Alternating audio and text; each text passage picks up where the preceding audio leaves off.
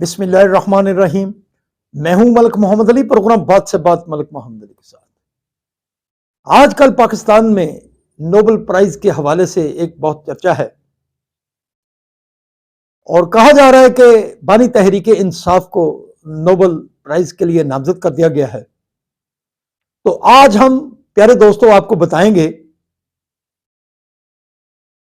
इस Nobel prize के हवाले से, नामजदगी के हवाले से असल हकाइक क्या हैं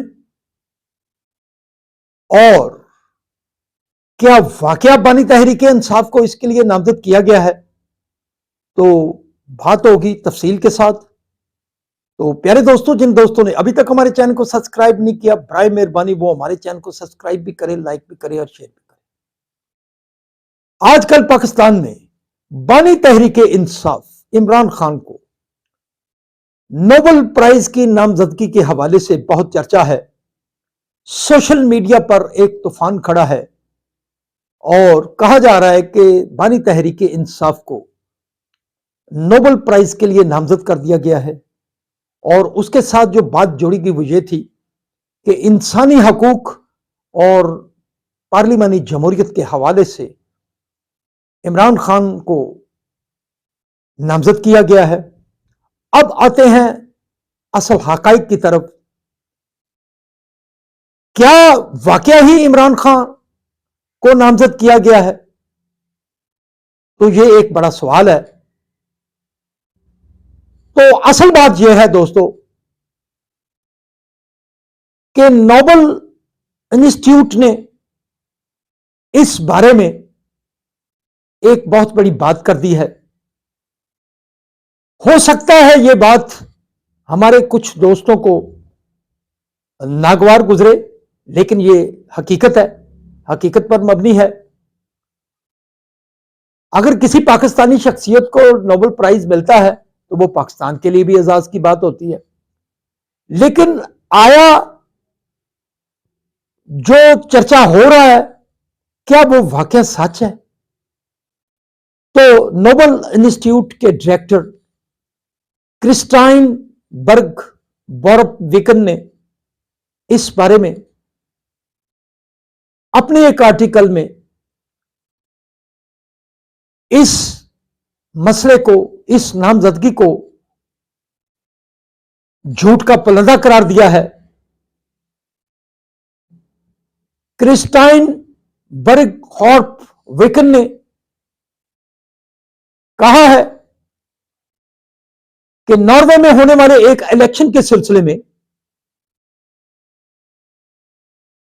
पाकिस्तानी कम्युनिटी के वोट हासिल करने के लिए यह बात की गई और उन्होंने यह भी कहा है कि नोबेल इंस्टीट्यूट के प्राइज की तारीख में यह पहली मर्तबा हुआ है कि अगर किसी शख्सियत को बिलफर्ज नामजद कर दिया जाए तो उसका ऐलान पहले इस अंदाज से नहीं होता जिस अंदाज से किया गया है। नोबेल इंस्टीट्यूट के डायरेक्टर का यह भी कहना है कि बानी तहरीक इंसाफ जो कि पाकिस्तान से ताल्लुक रखते हैं, उनके हवाले से जो बात की गई थी वो हकाइक पर मबनी नहीं है, बल्कि उन्होंने कहा कि इस तरह का ऐलान करके नोबेल प्राइज को, जो नोबेल प्राइज का इज्जत और वकार है, उसको शदीद नुकसान पहुंचा है। तो प्यारे दोस्तों,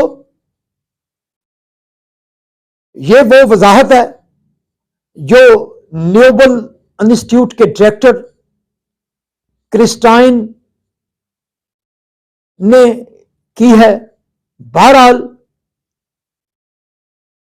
हम सबको इस बात पर गौर जरूर करना चाहिए कि खबर कहां से आती है, कहां से आई, और हम उस खबर के पीछे चल पड़े।